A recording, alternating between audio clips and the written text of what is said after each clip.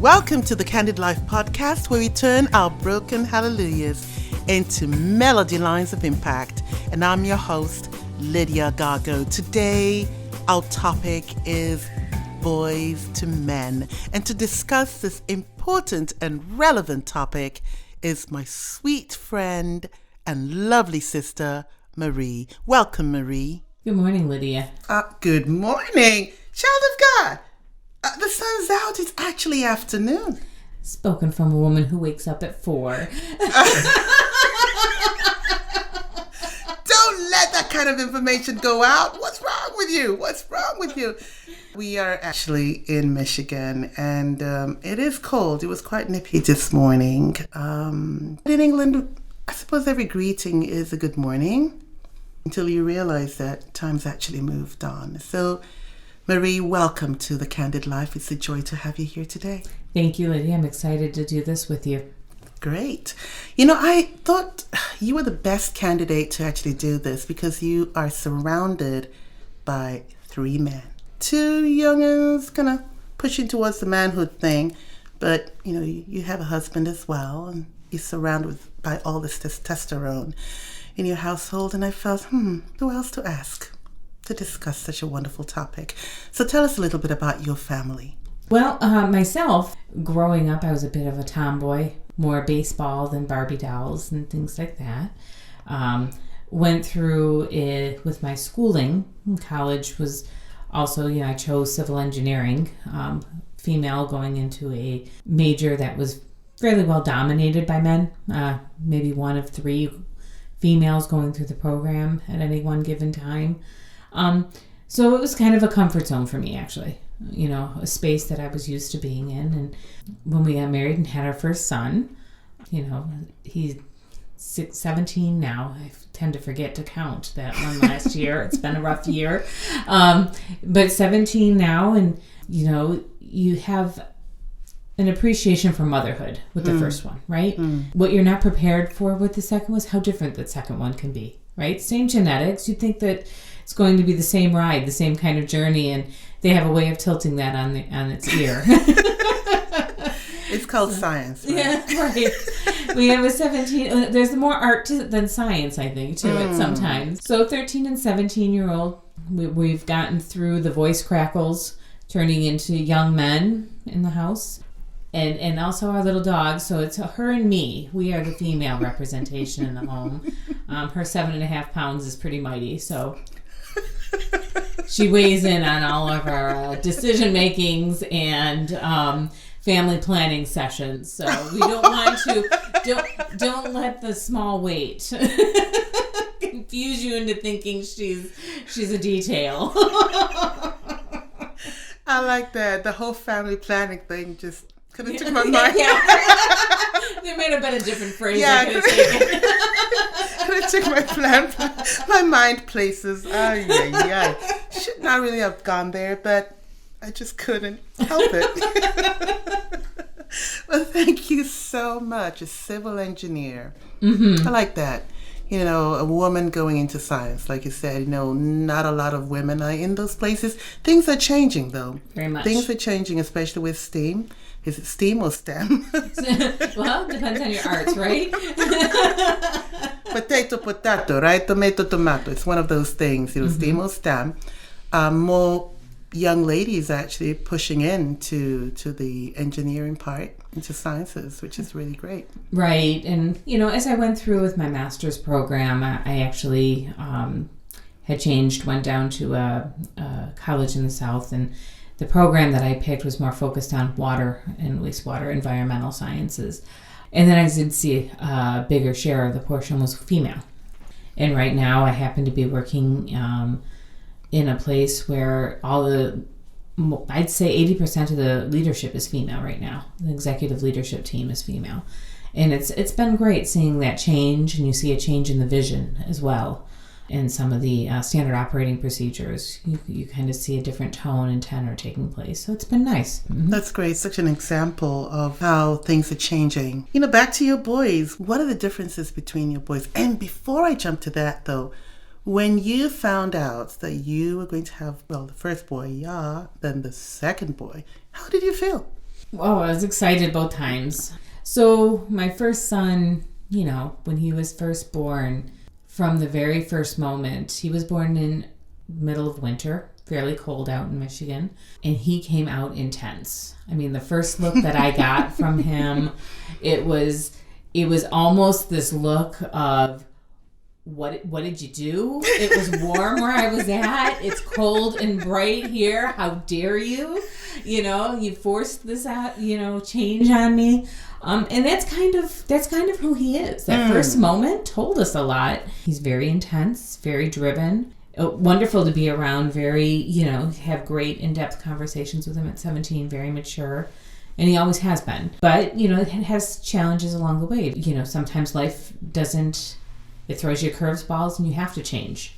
And, when your toddler is having a hard time with the changing, it's appealing to pick them up and rush them out the door, even though they're protesting. But, working with his concerns about, I need to know what's going to happen. I need not just now, but 5 steps from now. That was how we would plan our day. There was a lot of scheduling. There was a lot of, so he could manage his expectations and know what the day was going to bring him.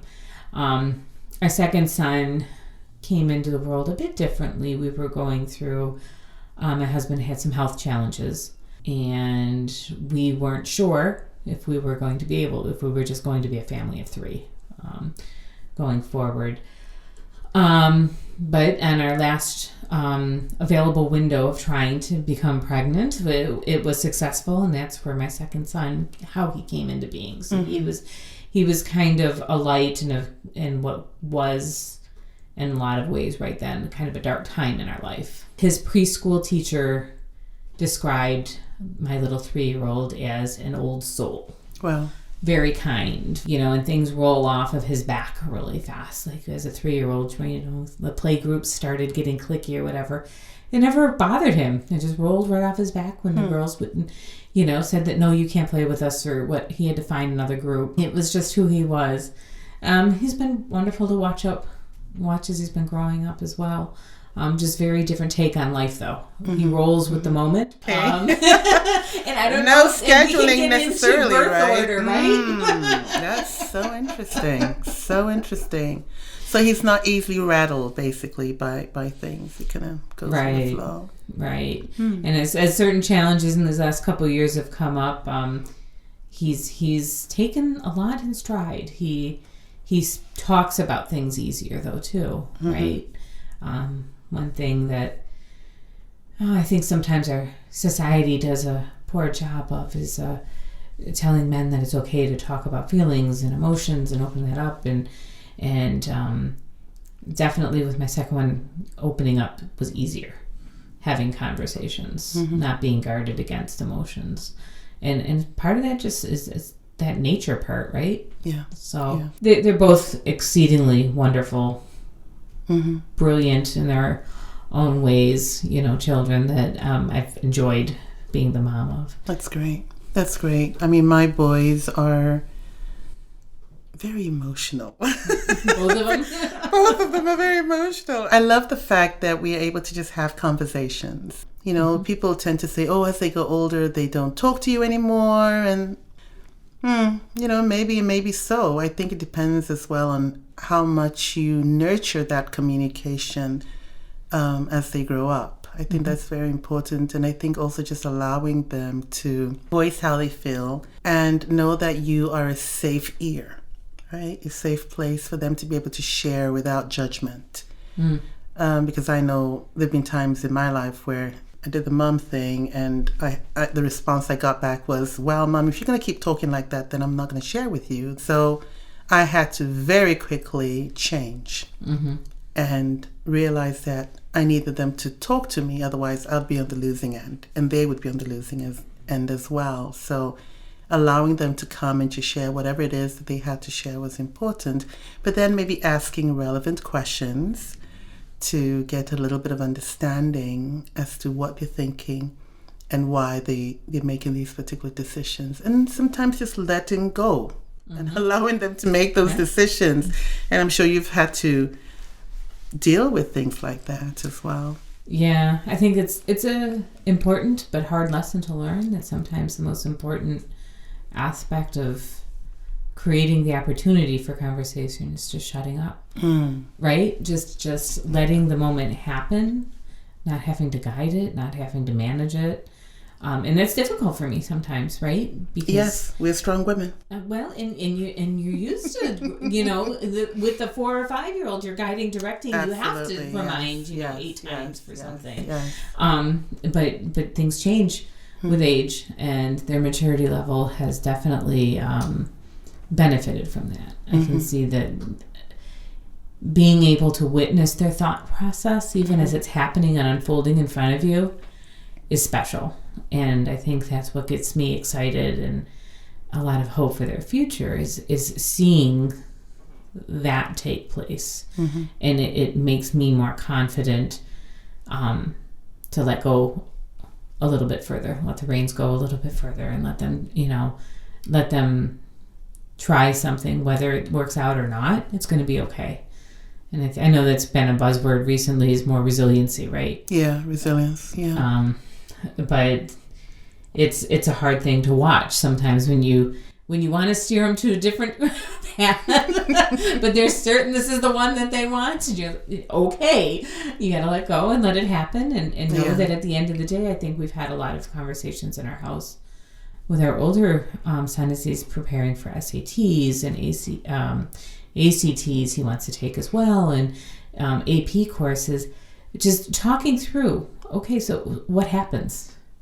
You think you're going to get this high score? What happened? What really changes if you don't? And working through that, and knowing that if something doesn't work out as planned, that there's always a plan B. And in our house, we always talk about going to plan C's and D's, even just so that that there's life after,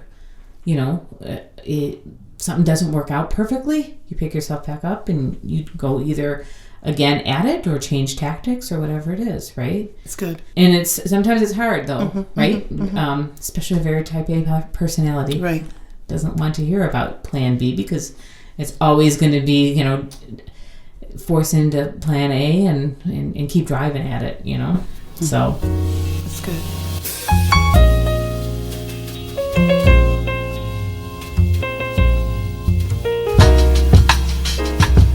Family, if you are just joining us, this is the Candid Life podcast, where we turn our broken hallelujahs into melody lines of impact. And I am your host, Lydia Gargo.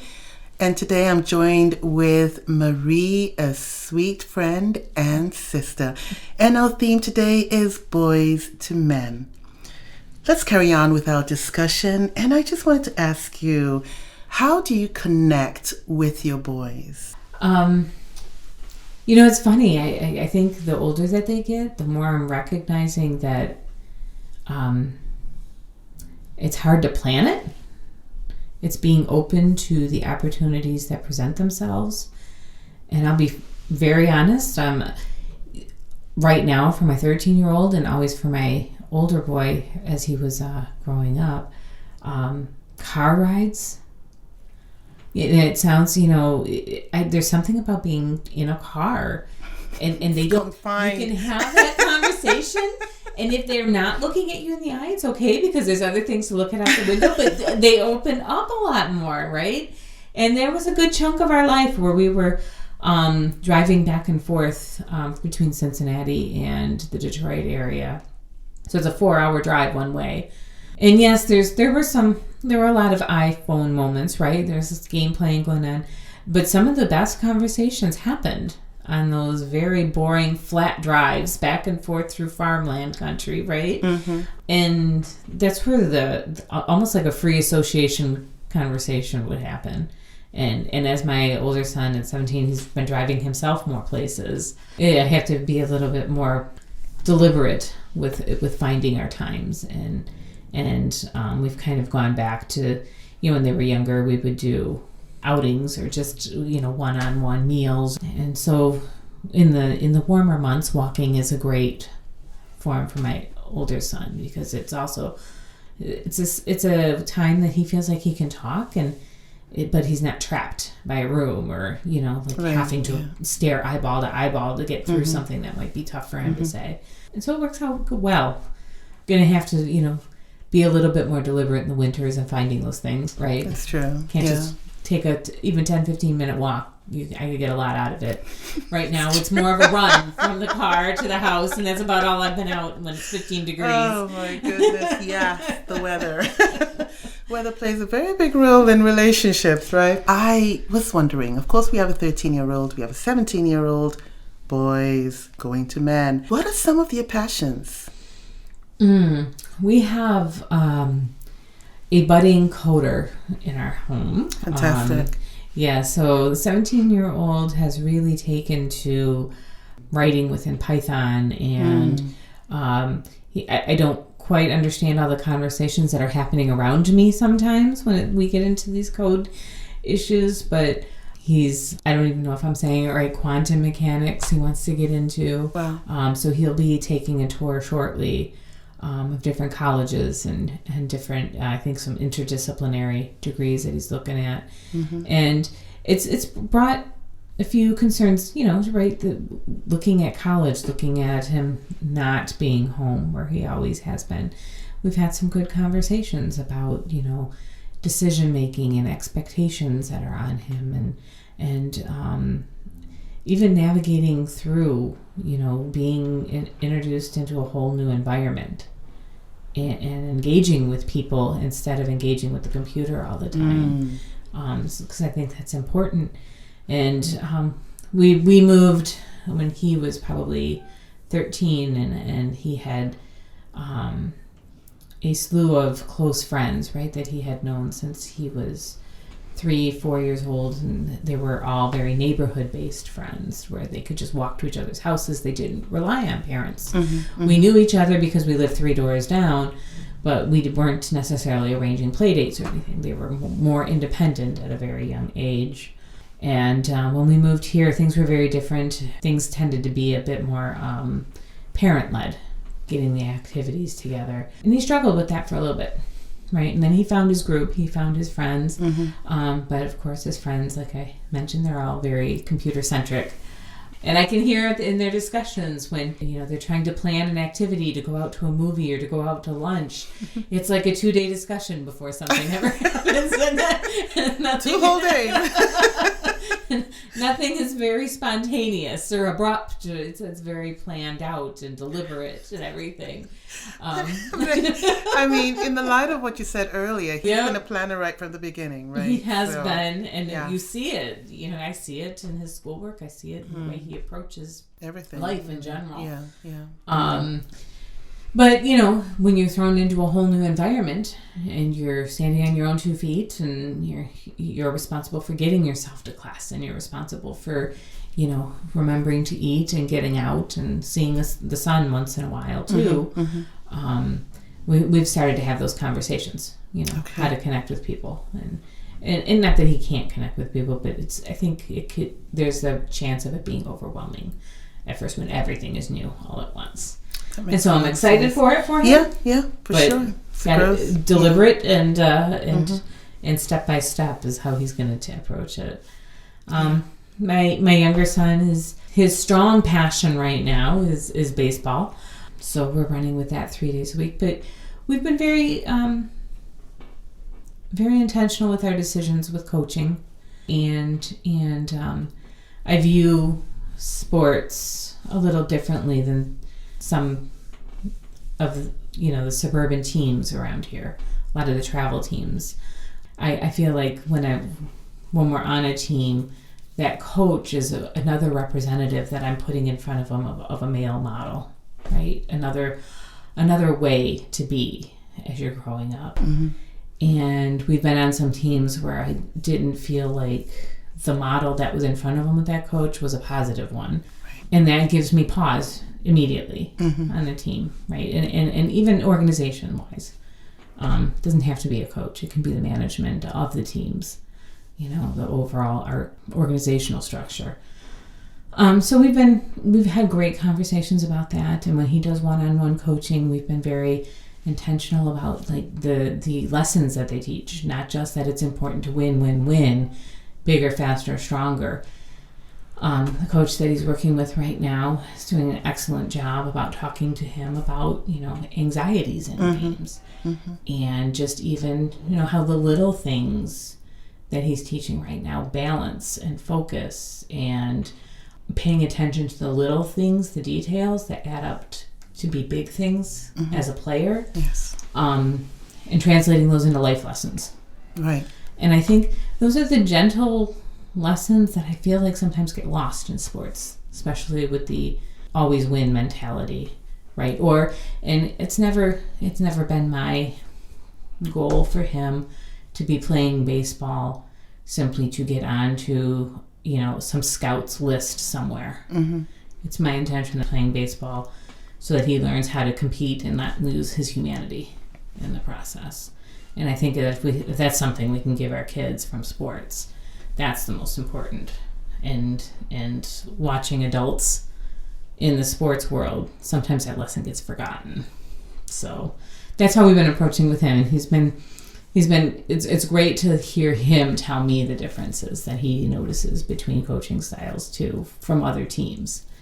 Like when there's a coach that's screaming at kids and they're sad on the bench, my kid on the other side of the field is noticing this, and he's understanding why, maybe we've been slow to get on teams, but very deliberate, so that we have not perfect, but a great experience. I always wonder about, if you hit the ball and that was the most important ball that was needed to win the game, and you didn't make it, what happens? How do your teammates treat you at the end of it? How does the coach feel? Do you go away, devastated and feeling like you failed the whole team? I mean, how do you recover from things like that? Because it's a lot of pressure. Right. And that was something, you're not going to win every game. Not every hit you have is going to be a home run. It's not going to be, clinching everything. And I think we have had coaches, and I won't say we're lucky. We've chosen coaches throughout the years that have been really good at talking to teams, especially after losses, and the resiliency came into it. And we've been on teams where the first 5 games of the year went horribly, but the true test of them came, did they bounce back from it? And most times they did. And they improved as the season went on and came together as a team. And there's some magic quality that I don't know if anybody can coin a term, but you just see a team melding where they start out as a group of individuals and they become a team and they're supporting one another. And he's had several teams that were like that, and he knows what that looks like and what that feels like.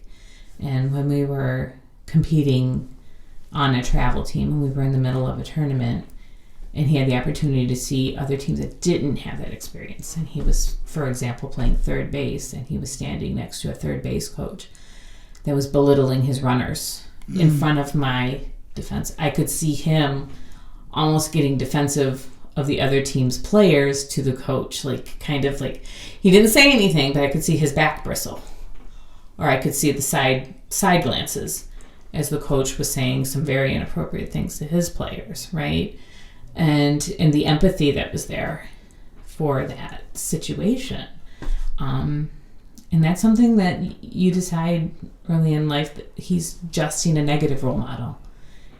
And I hope that the lesson that he carried from that is, yes, I felt bad for that kid, but that is not who I ever want to be.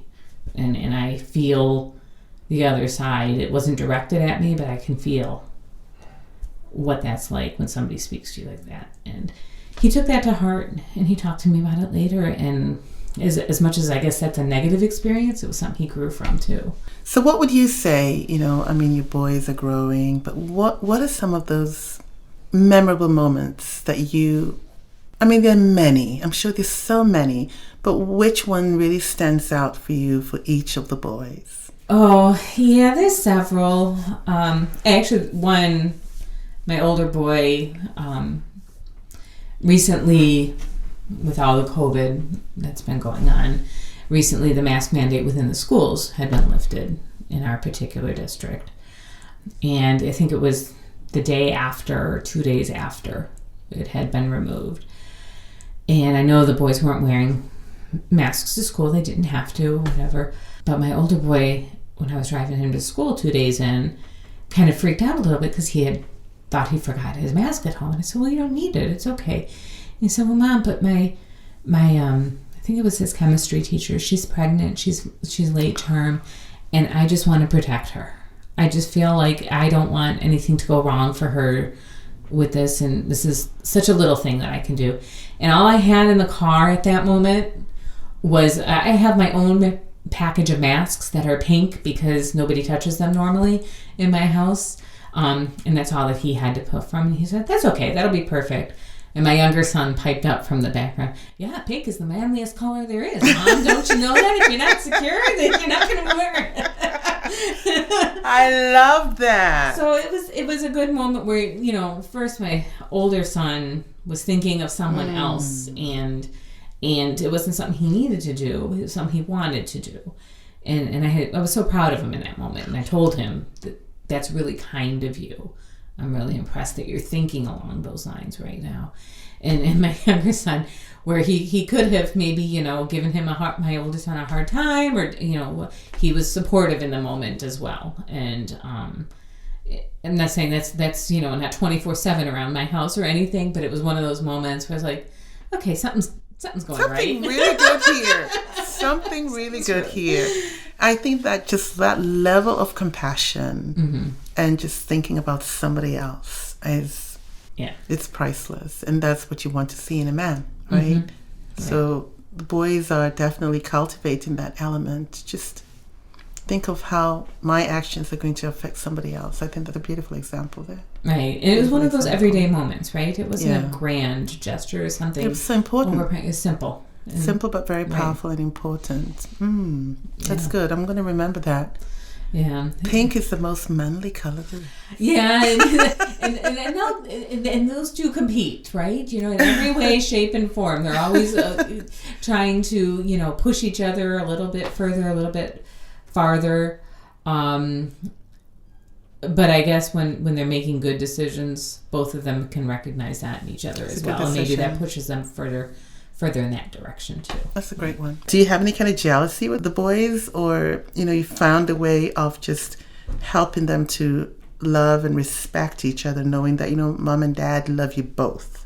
I guess it depends on what day of the week you're asking me the question, right? Because there's a vacillation between, right? There are good days and there are bad days, and they are close as brothers, but they're I alluded to there's competition between them, right? Going to the gym is one way that sometimes it's helpful to have a little bit of competition pushing you from behind. But sometimes it can be too much, right? Oh, is that all you can do? Yeah, I can only do one push-up.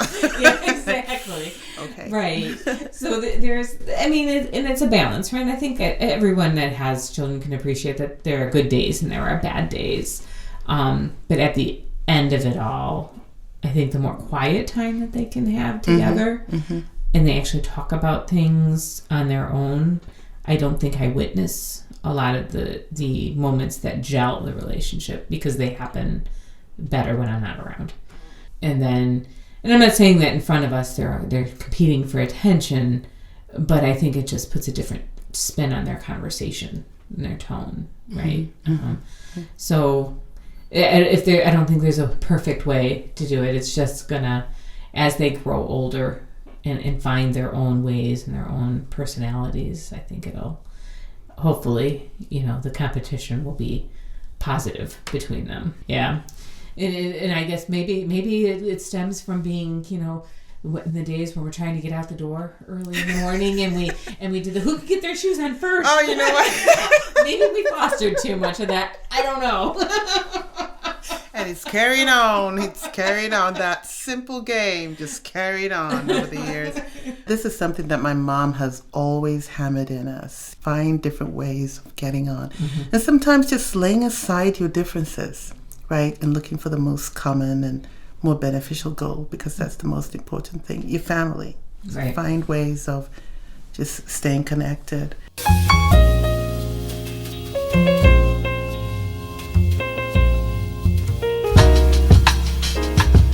Family, if you are just joining us, this is the Candid Life podcast, and I am your host, Lydia Gago, and today I'm joined with Marie, and we are discussing Boyz II Men, and we're going to close out in a few moments, and I'd like to ask Marie 2 more questions. The first one being, how are you preparing your boys to become great men?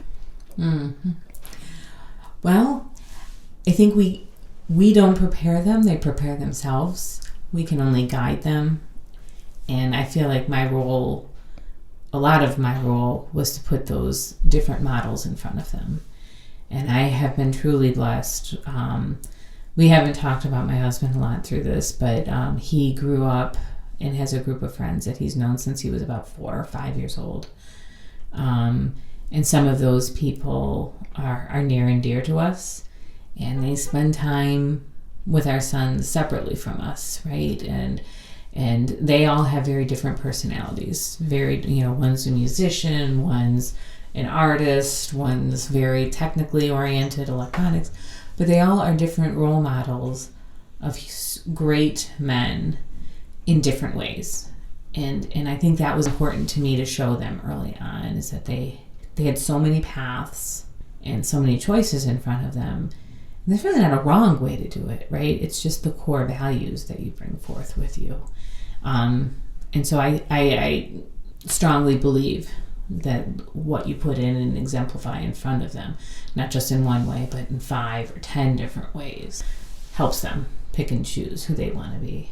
Mm-hmm. So I'm hoping that that's preparing them. And the other benefit of it is that there may be coming a day that they just don't want to talk with us immediately about something. And we've given them these resources that if they are in a situation that they're trying to work through and they're not quite ready to come to us with it, which happens, right?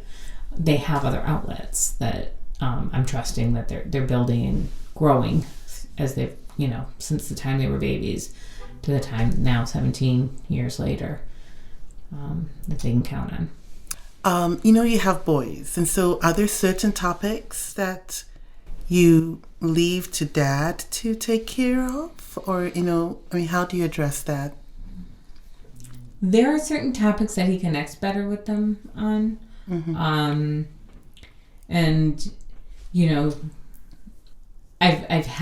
We've had conversations about sex. We've had conversations about permissions in interactions, that are more intimate.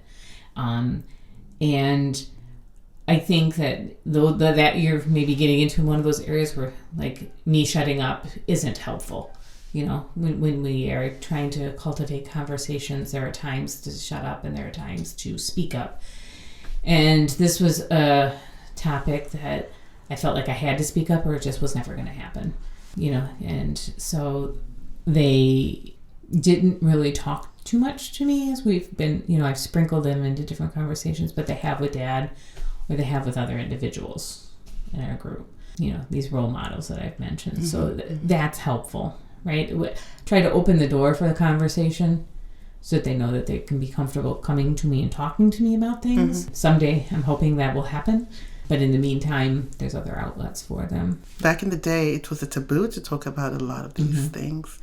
But I think we are at a place now that it's critical for us to talk about them. And so we have to find different ways of bringing the topic to the table and discussing them. And I love the fact that you said that there are all these different men who they've been introduced to in terms mm-hmm. of relationships, who they can, if they don't want to talk about it with you guys, they can maybe have a little chit chat with somebody else. But you guys are the safe place. You're the landing place for them to be able to come home and just say, okay, Mom, this is what I'm thinking. Mm-hmm. And, just share about some of those intimate things. They're growing. And so they're going to experience a lot of different things, mm-hmm. As they grow on. So that's great. Yeah. It's one thing that, when they were younger, the biology of things was very straightforward and easy to get through. That's not the hard part, though, right? That's not the challenging part and the most important part, I feel. So as they're getting to this stage of life, having those conversations are, sometimes I feel like weaving it into other conversations happens better than just, coming in with this direct, this is what we're going to talk about, my son, for the next 15 minutes, It's like my 5-year-old asking me on the way to Walmart, Mom, how are babies created? I'm like, what? We're on the way to Walmart.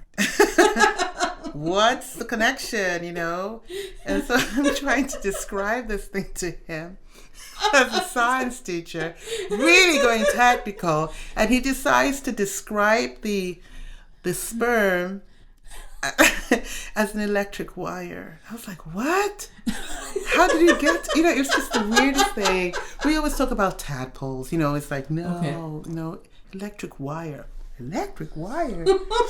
Yeah, it was a quiet drive to Walmart. Then I wrap back around to starting those conversations and car rides. Really? 5-year-old asking me about that? No, that was different. But anyway, let's go ahead and wrap this thing up. The question I ask all my guests on the show is, to you, what does it mean to have a candid life? You're bringing up these lovely boys. Thank you. And nurturing them to become good men, right? So for you as a mother doing this great job, what does it mean to have a candid life? Or to live the candid life? Oh, to live the candid life to me is being able to be present and accepting in the moment that I do not have all the answers, and I may not be doing the right things in the moment. Right? It's the act of trying and getting up over and over again with kids, and there's not a score, but you know that some days you're hitting it and some days it's just a complete miss. And going through, I touched lightly, going through an engineering program, I think early on I felt like I always had to have the answer. If you're going to be a parent, I always had to have the answer to whatever question, and letting go of that notion and being candid and saying, look, I don't know, you don't know right now, let's find out together. And just being able to say that in my life, those simple words, I don't know. And then actively looking for an answer or a way to deal with a situation if there is no answer. To me, that's, I think, peeling back that layer of fake hubris is the most important part of being candid and being real. And kids can sense that too. Marie, thank you so much for coming on The Candid Life. Your insight and your words of encouragement have truly been inspirational. Family, thank you for tuning in to The Candid Life, and all my listeners from all over the world. You make this show possible. So please connect with me at thecandidlife@gmail.com. That's thecandidlife@gmail.com. Also follow me on Instagram at Lydia Gago. Listen and share and follow this podcast on the common platforms, including AfriPods. And in the meantime, continue to live that life, because you matter, your story matters. So live the candid life 24/7. God bless you.